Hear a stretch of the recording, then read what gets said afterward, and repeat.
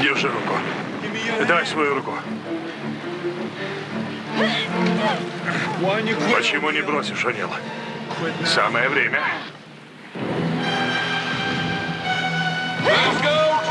Привет, друзья! Меня зовут Олег, и вы на канале Киногост. «Солдат Джейн» 1997 года, Джи Джейн, экшен с элементами драмы режиссера Ридли Скотта с Деми Мур в главной роли. Слоган фильма «Failure is not an option» – «Поражение недопустимо». «Солдат Джейн» рассказывает историю лейтенанта разведки, которая стала первой женщиной, попавшей на отбор в состав спецподразделения «Морские котики». Лента приобрела культовый статус и хорошо известна большинству зрителей, хотя в момент выхода получила негативные отзывы и практически провалилась в прокате. Фильм «Солдат Джейн» 1997 года стал первым в карьере Ридли Скотта, снявшим «Гладиатор» 2000 года, «Чужой» 1979 года, «Черный ястреб» 2001 года, получившим номинации на «Золотую малину» и даже выигравшим в категории «Худшая актриса». Не понял, я буду спать с тобой рядом? Слушай, кретин, я тут останусь, а если тебе это не нравится, смени койку или ударь в колокол. Все, и отвали. Не опоздай. У нее тампакс. Пошел. Тебе что, все равно? Думай о себе, словник, понял? Да? Да? Фильм «Солдат Джейн», актеры и роли. Деми Мур, Джордан О'Нил, лейтенант военно-морской разведки США. Вигго Мортенсен, Чиф, Джон Джеймс Аргайл, командующий отрядом, старшина. Энн Бэнкрофт, Лилиан де Хевен, сенатор от штата Техас. Джейсон Бэх, Ройс, возлюбленный О'Нил. Джон Майкл Хиггинс, начальник штаба. Кевин Гейдж, Макс Пиро, сержант-инструктор. Дэвид Вадим, Кортес, сержант. Морис Честнет, МакКул. Джеймс Кевизел, словник. Бойд Кестнер, Виквайер, лейтенант. Форма не мешает, сэр. Мешает ее долбанное зловоние.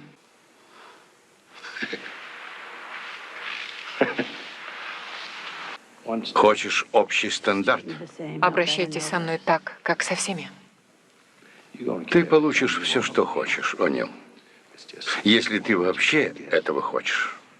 Ура! Героиня Деми Мур в «Солдате Джейн» стала первой женщиной морским котиком. Однако в реальности лишь спустя 19 лет женщинам было позволено проходить обучение.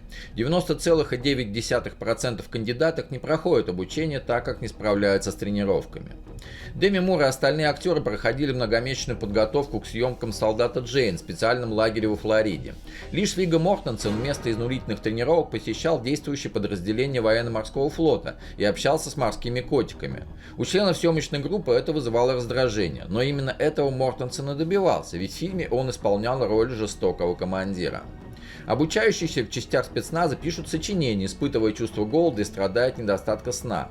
В это время в соседнем помещении герой Вигго Мортенсена читает «Сумеречные земли» 1974 года, роман лауреата Нобелевской премии Дж.М. Куртезе о методах ведения психологической войны во время вьетнамских событий. Некоторые кадры с подводными лодками для фильма «Солдат Джейн» предоставил брат Ридли Скотта, Тони Скотт. Они остались неиспользованными после монтажа его фильма 1995 года «Багровый прилив».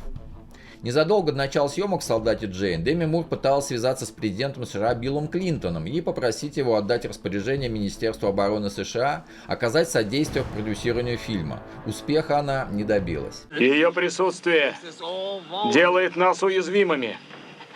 Я не хочу, чтобы вы это поняли в настоящем бою. Командир! Лейтенант, мотай отсюда подальше. Да пошел ты!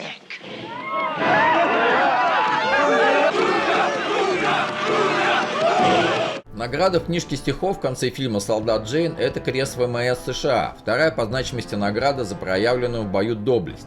Выше только медаль почета, высшая военная награда США. В эпизоде с баром есть отсылка к другому феминистскому фильму Ридли Скотта. Двух девушек из бара зовут Тельма и Луиза, как героинь фильма «Тельма и Луиза» 1991 года. Главной метафорой фильма «Солдат Джейн» — это стихотворение Д.Г. Лоуренса «Жалость к себе», звучащее из уст Чифа.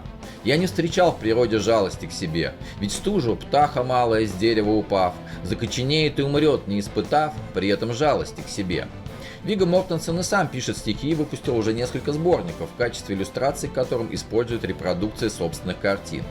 Для того, чтобы сыграть солдата Джейн, Деми Мур, которая к тому времени уже была матерью 3 детей, пришлось много месяцев тренироваться и сидеть на диете. И хотя главная роль фильма принесла ей «Золотую малину», актриса справедливо считает именно эту роль главным достижением в своей карьере. У ленты «Солдат Джейн» 1997 года есть альтернативная концовка, в которой героиня Деми Мур погибает, спасая персонажа Вигго Мортенсена, а в финале зрителям показывают 3 девушек в новой тренировочной группе новобранцев морских котиков. Альтернативная концовка понравилась зрителям на пробных показах больше, чем счастливый конец. Продюсеры решили оставить версию, которая теперь известна широкой аудитории. Если тебя захотят вышибить, найдут способ. Я все еще здесь. Да, молодец. Что? Знаешь, О'Нил, а ты ничего, когда выпьешь. Знаешь, Кортес, и ты ничего, когда я выпью. Фильм «Солдат Джейн». Сюжет. Даже в демократичной Америке женщин военнослужащих уважают только на словах, да и то не все и не всегда. Половой дискриминации в армии объявляет войну сенатор Лилиан де Хевен, который тщательно подбирает знамя для своей борьбы и решает облагодетельствовать молодую и привлекательную разведчицу лейтенанта Джордан О'Нил, Деми Мур. Джордан получает пропуск в сугубо мужскую команду военно-морской базы Каталана, где проводится интенсивный курс спецподготовки морских котиков. Под руководством сурового инструктора Джеймса Аргейла, Чифа, она проходит через бесчеловечные тренировки, больше похожие на телесные и психологические пытки, и терпит враждебное отношение своих сотоварищей. Но настоящий враг, как водится, прячет лицо в тени, и Джордан приходится отстаивать свое честное имя. Джордан, вы просите невозможного. Я не прошу. Подумайте, что вы творите, пока не поздно. У вас нет доказательств. Ничего, хватит и обвинений. Ваша школа. Вы играете в очень опасные игры. Я не играю, сенатор. Я понимаю. Я согласна. Постараюсь помочь вам вернуться. Несмотря на то, что фильм получился не очень удачным для его создателей, «Солдат Джейн» стал значимой частью масс-культуры и многократно цитировался в самых разных фильмах, сериалах и шоу. В картине затрагивают сразу несколько довольно популярных и актуальных для современного общества тем. Равноправие мужчин и женщин на примере гендерных отношений в армии, разрушение устоявшихся стереотипов, манипуляции простыми людьми, совершаемые политиками в своих интересах. Несмотря на обилие затронутых тем, Ридли Скотту удалось снять не феминистский манифест о солдате Джейн Деми Мур, а интересную историю о целеустремленной женщине, полную динамизма и точных психологических наблюдений, живыми характером персонажа и занимательным развитием сюжета. В «Солдате Джейн» нашлось место для армейских шуток, романтической нотки, во многом благодаря песне «Pretender Goodbye», и по-настоящему жестких моментов. Показательно, что военная драма со знойной красоткой Деми Мур в главной роли может дать уму не меньше пищи и возможности размышлять, чем какой-нибудь арт-хаусный проект. По-настоящему отличный фильм разнится с посредственным не бюджетом или наличием спецэффектов, а тем, что его смотришь, не отрываясь от экрана, и сожалеешь, когда видишь надпись «Конец, солдат Джейн». Лоуренс. Избранное стихотворение.